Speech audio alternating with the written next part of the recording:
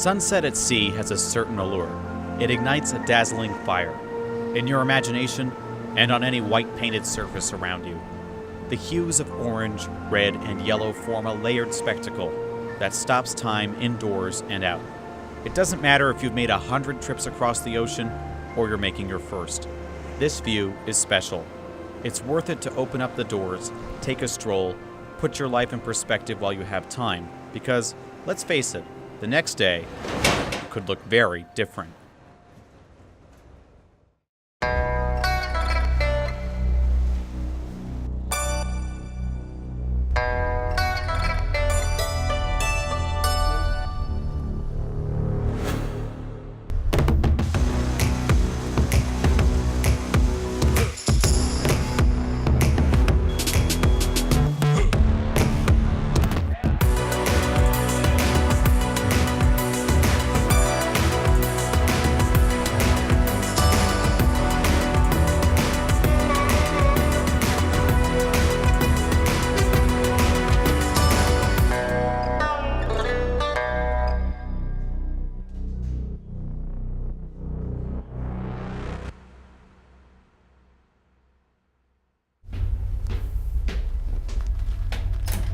Welcome to the bridge of the EF3.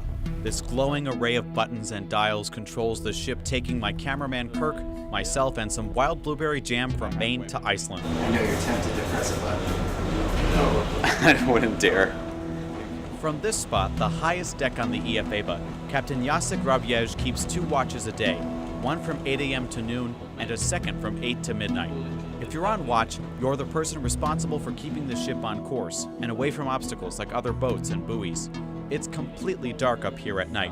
This way you can see anything moving around in the water, like this light that suddenly appeared on the horizon. This will be object on the coast. This will be steady. Turns out it was just a fishing boat and some seagulls. We got fishing gear up ahead of you there. Always, it's got the beacon buoys on it there. You can keep my gear on your starboard side so you don't cut it off. It's floating gear. Okay, I will take care. These are the types of hazards common on our first leg of the voyage between Portland, Maine and Argentia, Newfoundland, the only stop the Eva makes before Iceland. We're going to show you what day-to-day life is like on this cargo ship, from the engine room to the bridge, and because it's cool, give you a quick taste of Newfoundland at the end. But we are starting with the bridge, because it's where Kirk and I spent a lot of time when we weren't in our cabin. Louder than a dial-up modem, the weather report comes in via satellite internet. We can expect some strong wind. With this information, the captain, chief mate, and second mate can determine the ship's heading and speed. Day and night, Jacek has to balance different demands and stresses. The Eva is owned by a group of business people, like an investment fund. The owners and a ship management company have worked out a deal with Eimskip to operate the Eva between Portland and Reykjavik. Jacek has to make sure Eimskip's cargo gets to Argentia, Reykjavik, and Portland safely. He also has to maintain a speed that gets him to port on time while saving as much fuel as possible. If you have a more speed, some more consumption, and this is the maximum eco speed. The charter, they want me to keep ETA first, and after keep the lowest consumption. Of course, we lost sometimes in the Portland, so that's why we have to now move. How fast does the boat go? When we go north of England in the headland, I have a wind current with the back. I go 23 knots, but the vessel can make maximum 17. A good way to keep everybody happy on board is to keep them fed. Just like the crew, Kirk and I were provided 3 meals a day, prepared by the cook in the galley. We were guests of the officers and ate with them in their mess room. Breakfast was fairly standard, bacon or sausage with eggs how you like them, and a few slices of tomato. Most of the European guys preferred to put cheese or meat on some bread. Lunch was hearty. Over the 8-day trip, we had chicken, beef or fish simmered, fried, baked with a couple sides like a baked or mashed potato and some coleslaw. Dinner was fairly similar to lunch, and Sundays there was dessert. One particular dinner stood out. Our second full day aboard the EF3, as soon as we saw sun, a grill was dragged out onto the poop deck, along with most of the dining room. Hello, welcome to our barbecue party here at Hub Station. Yep, Aba. If we have a good condition, good weather, the captain they making something like this. Especially when the guy was going home, finish contract, so they have a small party like this. I make like this every time when I'm on the ship. Of course, in the weather permitting, sometimes we have one time bad weather and the rain, and it was not possible. With a view like this, it makes sense to dine al fresco every once in a while. The crew doesn't let a slight breeze get in the way of a good party. Uh-oh. Gotta cover the meat back up. It's a nice piece of meat. Pork belly, lamb, chicken, steak, giant chunk of whatever, dozens and dozens of pieces of meat. Meat and more meat were hauled from the freezer to be flung on the grill. I have some lamb over here and a piece of chicken over there. I think it's that one. This piece is already good. Excluding the guys on watch, the remaining 15 of us were scooping all kinds of salads and sauces on our plates. This has to be one of the most coolest things I've ever done. I got a little pork belly here, barbecued. For over an hour, the clear salt air rippled with voices and flavors from the world over. The bosun, Remus Clavel, the guy in charge of the equipment and main crew, gave me the 101 on the Filipino dishes. What's in here? Some spicy Chili, vinegar, garlic. Vinegar, some. Really good. Is that normally what you have at home, or? Yeah. When we make some party, we need to put some like this in. You like spicy? I like girl spicy. Very spicy? Yeah. Yeah. Keeps you warm? Yeah. What's this? This is Filipino fried rice. Same Chinese fried rice, almost the same. But this one with onion and fried egg mixed with the Mixed rice. all together? Yeah, all mixed together. Chewing eventually gave way to talking. Conveniently, I was seated across from two guys who love to talk about their home country, which happens to be our destination. Fall in Iceland is like what? It's October, and you can expect every kind of weather. I mean, it can be snow, and it can be raining, and it can be warm, but usually it starts getting colder and colder. Finor Finson and Sigpor Augustin are native Icelanders who were Aimskip employees in charge of the cargo on our ship. Sigpor was an electrician who would fix reefers or the refrigerated containers. Finor's job title was more exciting. His role was called supercargo. So is that like superhero? No, I wouldn't say that. It's just an extra job to assist the seamate about the loading, plan it, and I'll put it to him if he like it or not. We sometimes discuss if he want to have it on some different way. Finor explained this journey would be one of his last, and he'd be retiring soon, after a career that's taken him to Asia and all over Europe. He told us his retirement plan included exploring more of his home country since he spent so much time at sea. I wanted to know what he thought of all the people like Kirk and me interested in traveling to Iceland now. When did this remote volcanic island get so popular, and why? Are you surprised that Iceland is so popular now, or did you always know it could be like that? No, I think it's I don't know what to say. I think it was popular because of the volcano 2010. Eyjafjallajökull, maybe you remember the name? Yeah, I did. And, I remember not being able to say the name. No. How do you say it again? Eyjafjallajökull. Fjallajökull. Fjallajökull? Jökull is a glacier. Okay. We have some glacier in Iceland, and the biggest one is Vatnajökull, biggest in Europe. And we have a lot of other glaciers, but they are always diminishing because of the climate. Do you have a favorite spot that you like to go visit in the wilderness and nature? Like a national park, or? I have sailed around Iceland many times and through around it on the roads, but there are 100 places I haven't seen yet. Really? Very, very nice places, yes. Because you have to go by foot or in a good car to get there. But do you have one that you like to go back to? I think so, yes. Yeah? I cannot name it, but I will have more time when I'm retired.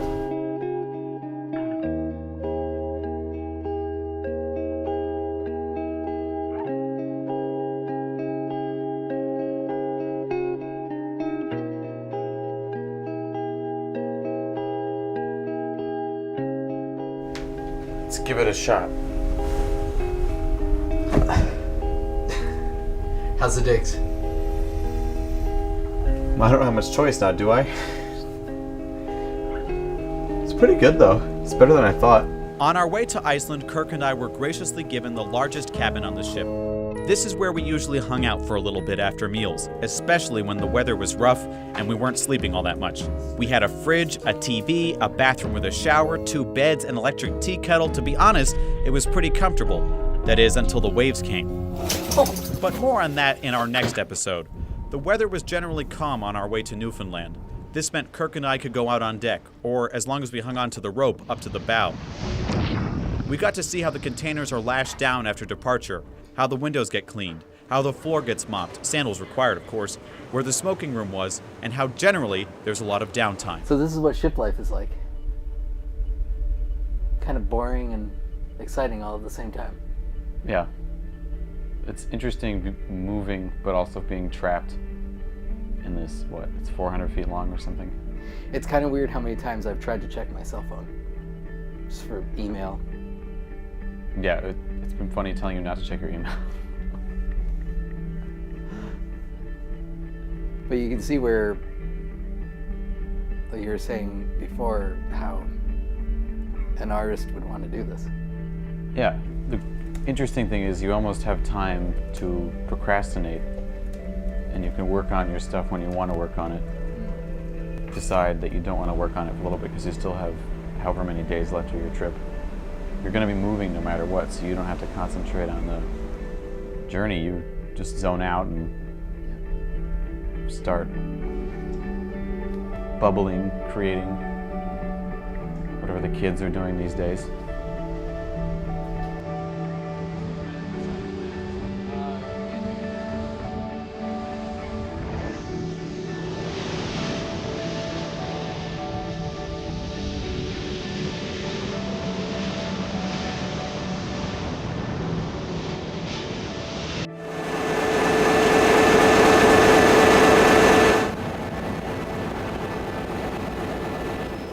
While Kirk and I were able to do our work, writing and editing at our leisure, many decks below us, the real business of keeping the ship and our wild blueberry jam moving was being done. And this is our engine control room. Every time when I try to explain the shore guys, my opinion is the bridge is a head of the vessel, but we are her. This is our provision plant. Here in a labyrinth of rooms, air compressors, and workbenches, the EF-Ava's chief engineer Michael Yazvodchuk and his team ensure a giant engine keeps the vessel moving through whatever Mother Nature throws at the ship. Let me introduce this is our fitter, Alan, very good fitter, can do everything. Just about anything and everything to do with the ship's engine or fuel can be measured and monitored. The day Michael invited us downstairs, his guys were conducting an oil test to make sure there wasn't too much water in it. This is a stern tube, lube oil, we need to check the water content. So, if something wrong with our stern tube, we will get water inside lube oil, basically. So, this is a special test to determine water in oil. Frankly, trying to understand an engine system that's 2 stories high is a bit overwhelming. But Michael and his team have this stuff down pat. They can fix anything in these rooms at any time in any weather. Yeah, for common people which come on board, it's a very difficult even remember what need to do. But if you stay in this industry from the beginning, everything's the same. Maybe, okay, this, for example, this button, yeah, this is a button for LT Harbor cooling water pump, located here on this vessel. But on other vessel, this corner. But if you know what you need to press, you will press exactly what you need. You're just passenger, of course. If you compare the, for example, cruise liner, every 1-2 days you have a port, you can go ashore, and here sometimes I can not go ashore due to business. I've been on board one vessel in 2005, working as floatel in the center of the Mexico Gulf. Yeah, and this vessel stay on anchor without any movement, without any sailing, more years and years and years. And in this time, no communication at all. At all, man, at all. In 21st century, I write not email, just mail, and use the ordinary mail to send some news to my family. This is also like a iron box. Inside the iron box, 1 year. Could you imagine yourself inside the iron box? This was a theme the whole crew mentioned to us. They're here because working at sea pays well. They're not here for fun. This isn't a hobby. These guys all miss their wives and kids waiting in Ukraine, the Philippines, Iceland, Latvia, and Poland for their sailors to come home. My wife was sending me the picture. That's great. Like Lord Vader. See?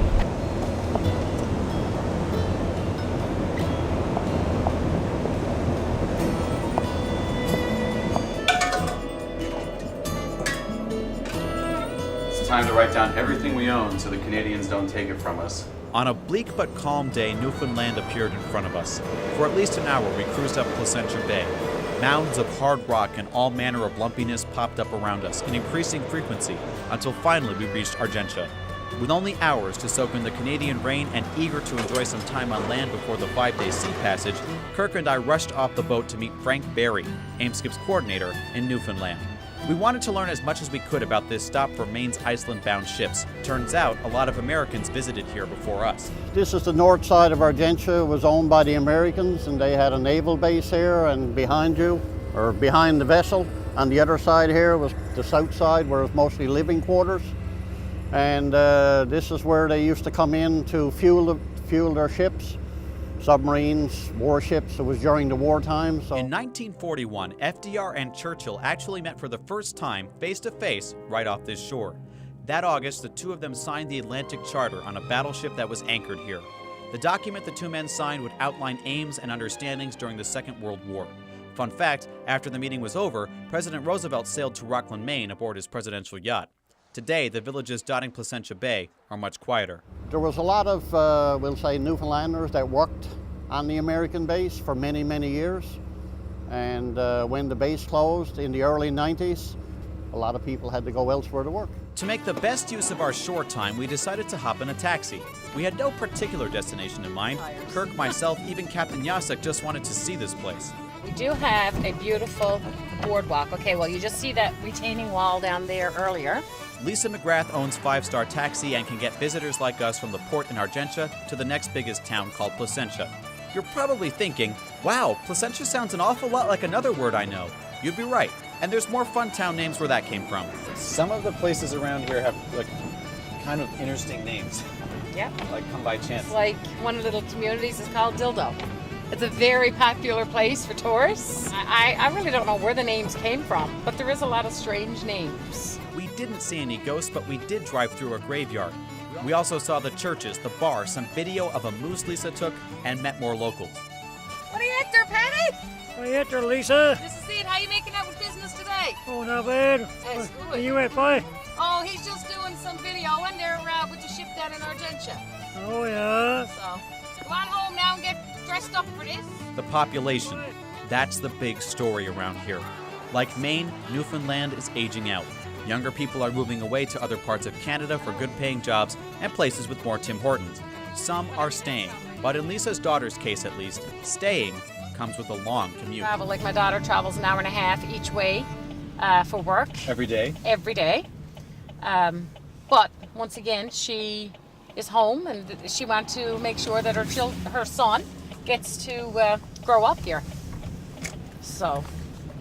Is there something unique about this place that you've never been able to find anywhere else? Well, I mean, it's a very friendly area. It's I don't know. I guess it's just everybody is pretty close. You know, everybody is just how can I put it? I don't know. Like I say, everybody is just very friendly, and it's home. Like there's no other way of me putting it. It's home. Man, oh man, we can cram a lot into one little pit stop, huh? The EF Ava, home for Kirk and me, at least for now, was about to leave with more cargo. While we were gone, a number of containers were loaded, including 25 tons of Newfoundland nickel. By nightfall, just a few hours after arriving in Argentia, we were heading back out. The glittering lights of Placentia Bay began to fade. It was clear we were going somewhere far away from our home. That said, when you're stuck with a good crew and there's a karaoke machine on board, you at least have the ingredients for a good time. Your real home may be thousands of miles from your ship, somewhere way beyond the fiery horizon. But good friends and good food are most of what you need to get through whatever the ocean throws at you. Like the 20-foot waves we'll ride next time on Ship Me Out.